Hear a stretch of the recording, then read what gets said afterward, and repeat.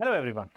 जैसा कि हम जानते हैं, नेशनल एजुकेशन पॉलिसी ने पूरा सिस्टम हिला के रख दिया है। वो चाहे एनईपी 2020 में स्कूल एजुकेशन की बात हो, चाहे वो सेकेंडरी एजुकेशन की बात हो, चाहे वो हायर एजुकेशन की बात हो। अब हायर एजुकेशन में चाहे वो पीएचडी करने की बात हो या नेट क्वालिफाई करने की बात हो, असिस्टेंट प्रोफेसर के अपॉइंटमेंट की, उनके पदोन्नति प्रमोशन के जो स्टैंडर्ड्स हैं उनको चेंज करने की, उनके नॉर्म्स को चेंज करने की बात हो। जी हाँ, अभी रिसेंटली कल परसों की ये खबर है कि 2025 में एक नया, आप कह सकते हैं कि मसौदा लाया गया है या लाया जा चुका है, कि जिसमें आप भले ही यूजी पीजी किसी भी सब्जेक्ट से हो, आप किसी भी अपने इंटरेस्ट एरिया के सब्जेक्ट से पीएचडी कर सकते हो, नेट की परीक्षा क्वालिफाई कर सकते हो। ये थी नेट तक की बात। लेकिन अभी एक खबर हाथ लगी मेरे, वो ये है कि अब आपके लिए नेट भी ज़रूरी नहीं है।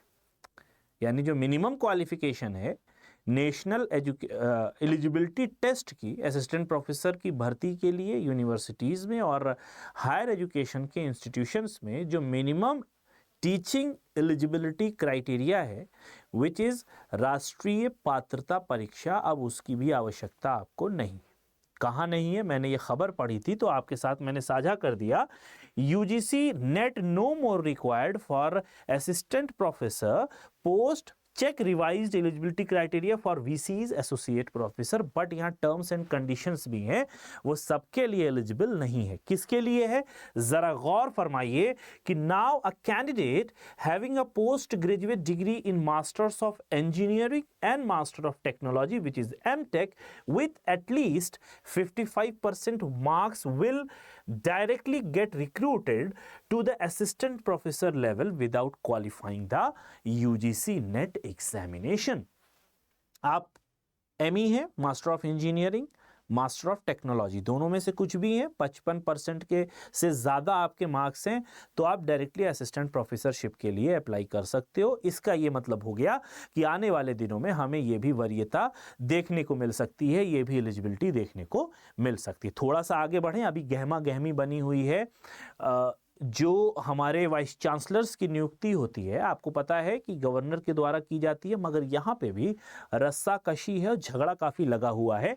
ठीक है, एक खबर यहाँ पे जो आपके सामने है कि the university grants commission has revise the eligibility criteria for the assistant professor post and as per the UGC draft guideline, जो कि अभी रिसेंटली नई ताज़ी आई है, NET is no longer mandatory for the appointment of assistant professor post promotion in higher education institution. यानी अब ऐसा नहीं है कि जो मैं बात कह रहा था कि आप असिस्टेंट प्रोफेसर के लिए आपकी भर्ती हो गई, रिक्रूटमेंट हो गया, तो आगे के लिए भी आपको जरूरत नहीं पड़ेगी, जिसको हम प्रमोशन पदोन्नति कहते हैं।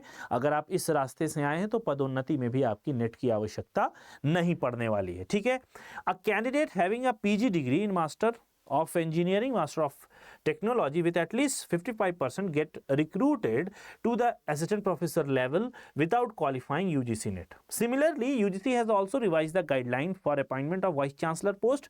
Now, अब क्या चेंज किया है? पहले हम किसी एकेडमिक पर्सन को लेके आते थे, कोशिश ये रहती थी कि हम पहले एकेडमिक पर्सन को लेके आए। बहुत सारी यूनिवर्सिटीज़ में बहुत अच्छे एकेडमिशियंस हुए हैं जो उसी यूनिवर्सिटी के पढ़े हुए, वहीं पढ़ाए हुए असिस्टेंट प्रोफेसर हुए, फिर डीन हुए, फिर उसके बाद उनको रिक्रूट कर दिया गया आगे की पोस्ट के लिए, क्योंकि वो सब कुछ जानते थे अपनी यूनिवर्सिटी के बारे में। और जो एक कह सकते हैं कि जो एक फैशन है एकेडमिक का, जो एक फैशन है या फिर जो एक ट्रेंड है कि पढ़ाई कैसे होती है और यूनिवर्सिटी का जो एक इन्वायरमेंट है, वो उसको समझते थे, मगर अब इसको भी ख़त्म कर दिया गया है। अब अगर आप इंडस्ट्री के एक्सपर्ट हैं, senior professional from public administration, public policy, public sector undertaking में काम आपने किया है, तो आप डायरेक्टली वाइस चांसलर के लिए एलिजिबल हो जाएंगे। बाकी फर्दर कितने साल का एक्सपीरियंस मांगा जा रहा है, ये फर्दर आने वाली नोटिस में शायद आपको देखने को मिल जाए। फिलहाल यहाँ पर एक और खबर जो कि थी, शायद यहीं तक थी।